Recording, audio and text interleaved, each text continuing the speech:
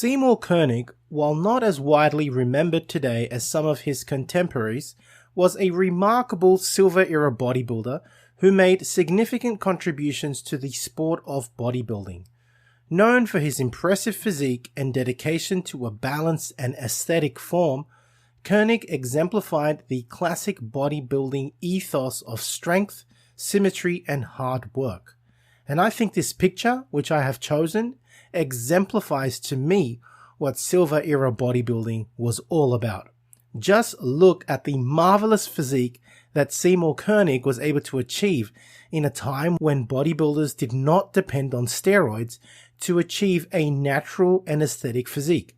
Here is Seymour in a side triceps pose, and in hitting this pose, he shows off his incredible tiny waist, hitting that sublime vacuum with that large expanded ribcage on which his square pecs sit on, and to top it off, check out his arms. I mean, although they're not massive, his swollen triceps stand out, and you just don't see bodybuilders hitting a tricep shot like this these days. I love this photo of Seymour Koenig, and it is my favorite photo of him. In today's video, we are going to look at the life, achievements, and impact of this Silver-era legend. Seymour Koenig was born in Brooklyn, New York on the 30th of September 1933, a time when bodybuilding was still gaining popularity in the United States. Growing up in a working-class neighborhood, Koenig was drawn to physical fitness early on, influenced by the images of powerful men in the muscle mags and the physical culture movement that was gaining steam in New York. His young friend had given him a copy of Your Physique, and Seymour literally gawked at the muscular physiques that he saw within. More so impressive was the development of teenage bodybuilding sensations Johnny Ichino and Irvin Clearman, and he was convinced that the weights was the answer to his desire to gain strength, health, and a well-developed physique.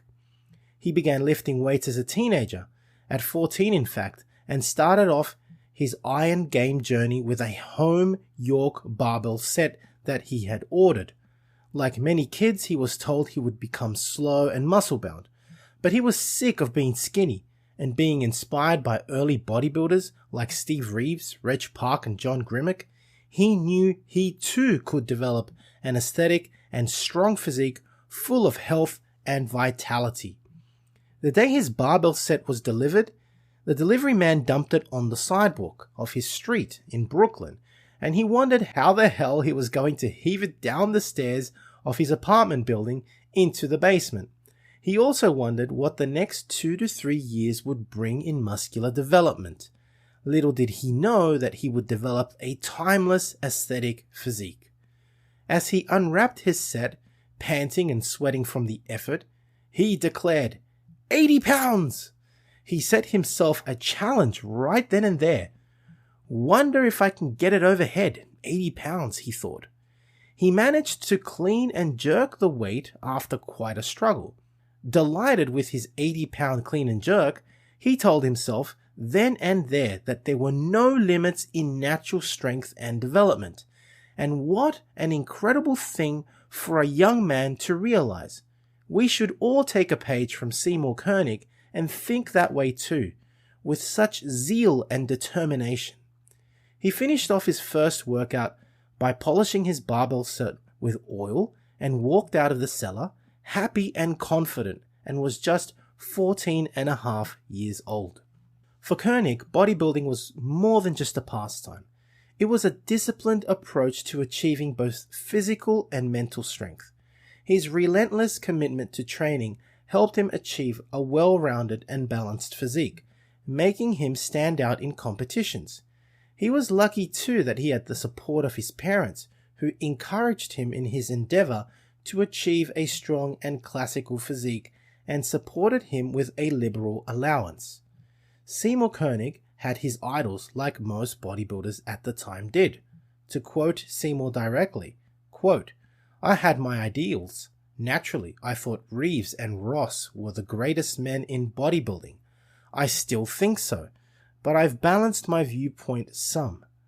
Once I thought there could be nothing finer than having a physique which would be a combination of all my heroes' finer qualities. But I had the sense to realize that no matter how hard I tried, I could only be like me. So I decided to make the best of what I had and work to improve those possessions as much as nature would allow." End quote. Again, what a great statement, and one that us naturals should adhere to. Starting with 11.25-inch arms and only 120 pounds of weight, within 6 months he had gained and could press 140 pounds. Seymour Koenig's training philosophy was deeply rooted in the principles of the Silver Era bodybuilding style, where aesthetics, discipline, and natural training were valued. Unlike the high-intensity training routines popular today, Koenig's approach was centered on full-body workouts and foundational compound lifts.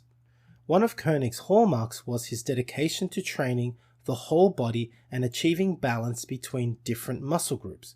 Rather than focusing on isolated muscle development, he believed in building a physique that was aesthetically pleasing and harmoniously balanced, much like Steve Reeves and other classic bodybuilders. His first ever program consisted of the following exercises: overhead presses, curls, squats, floor presses, Jefferson lifts, rowing motions, toe raises, and dumbbell exercises, increasing the sets and reps over time. Seymour first trained at home and later formed a cellar gym with his friends, where so much great work can be done for young men who are just starting out. Eventually, he joined the Bronx Union YMCA, where he met legendary weightlifting trainer Charles A. Smith.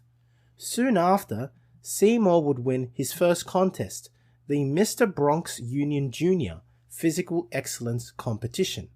The next year, Seymour took the Senior Mr. Bronx Union title and then the AAU Junior Mr. Metropolitan title. In 1952, and after 2.5 years of training in the East Coast, he moved out with his friends to California to pursue his career in the iron game. Seymour believed in training with basic power exercises.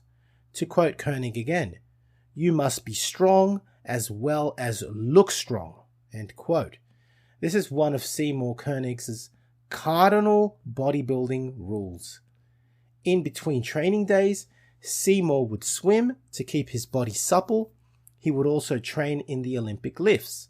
As Seymour stated, "It gives you a thick, powerful lower back and shoulder girdle, as well as building coordination." End quote.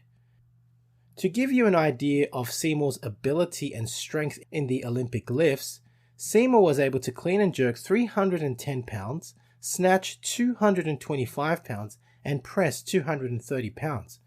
Not bad at all.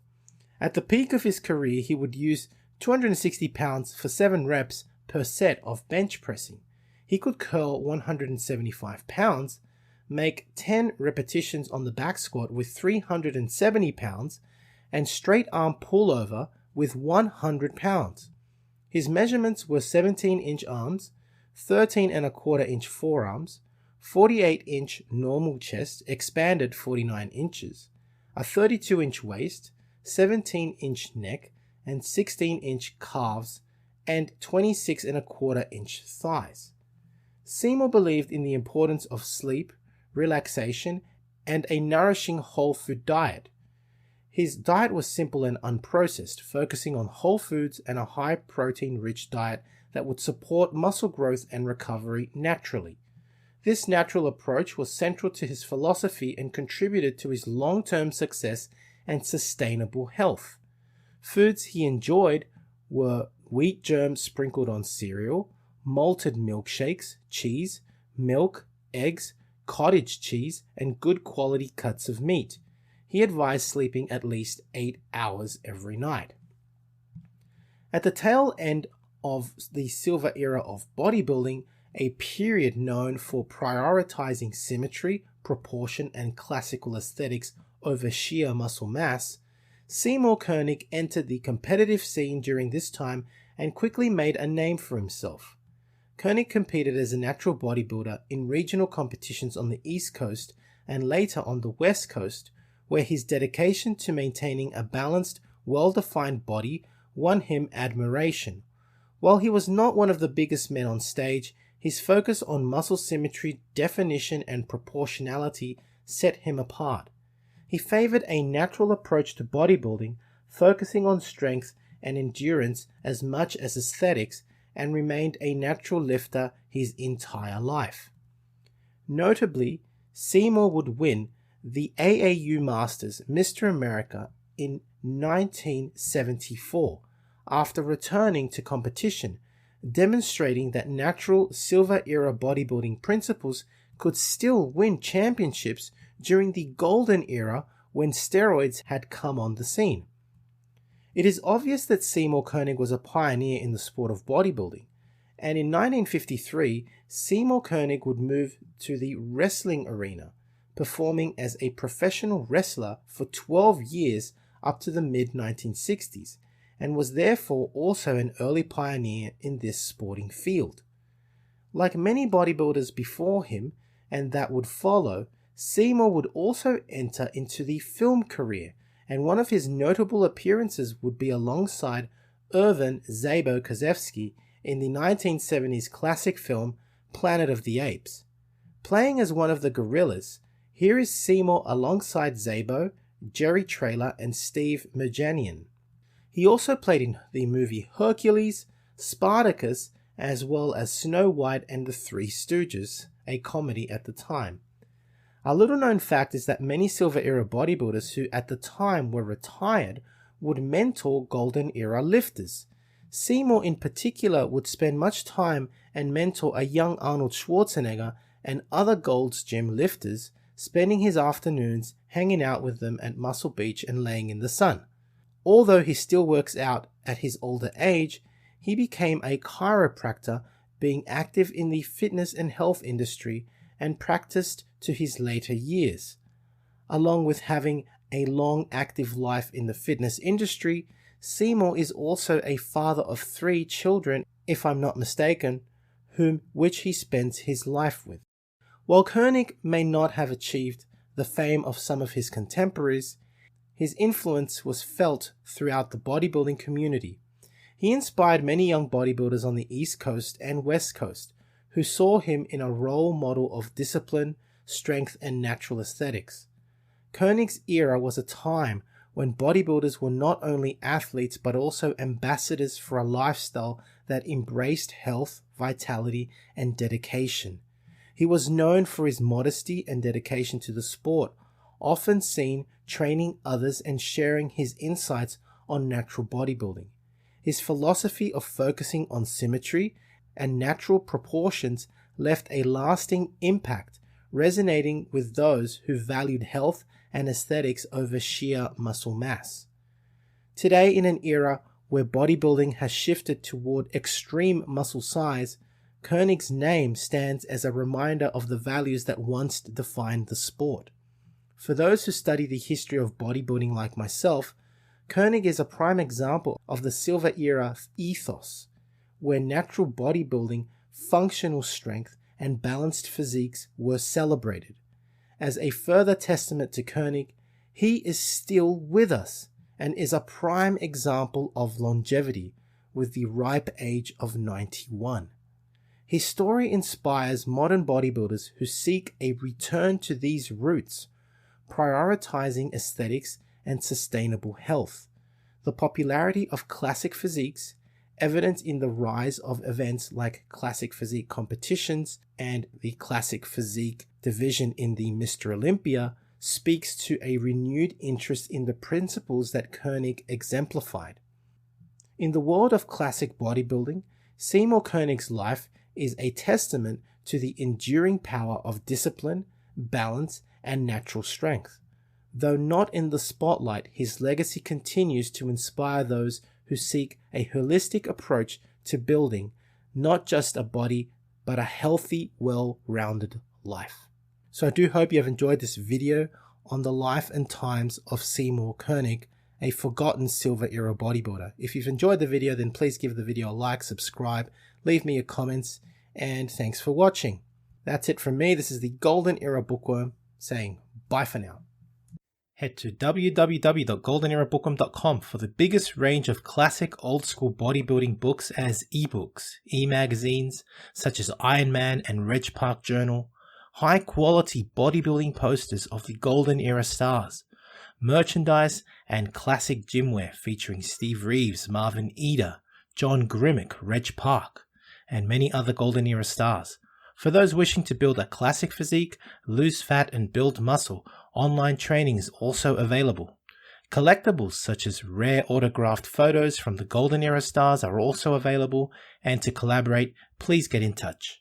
Now, if you're interested in learning more about Vince Gironda's approach to bodybuilding, his principles, and all these tips of wisdom that he has, I mean, there's so much stuff that probably hasn't been proven by science, and it will take science to prove or disprove Vince. But to be honest, these 3 books, I believe, which I call the Classic Physique Bundle, are the best books that Vince ever came out with. And they, of course, are the Wild Physique, the Master Series, and the Pro Series. Have a look at it this way. The Wild Physique, I believe, is like the ABCs of Vince Gironda's principles to bodybuilding. He teaches you the exercises and his principles. But how do you put them together? Well, the Master Series is a 14-month program of using all of these principles, all of the diets that Vince came out with, all of the exercises. And of course, the Pro Series was a book that he came out with later on, specially targeted for getting into competition. It's just these 3 books, as I call it, the Classic Physique Bundle, Vince's best work, and available, of course, at www.goldenerabookworm.com.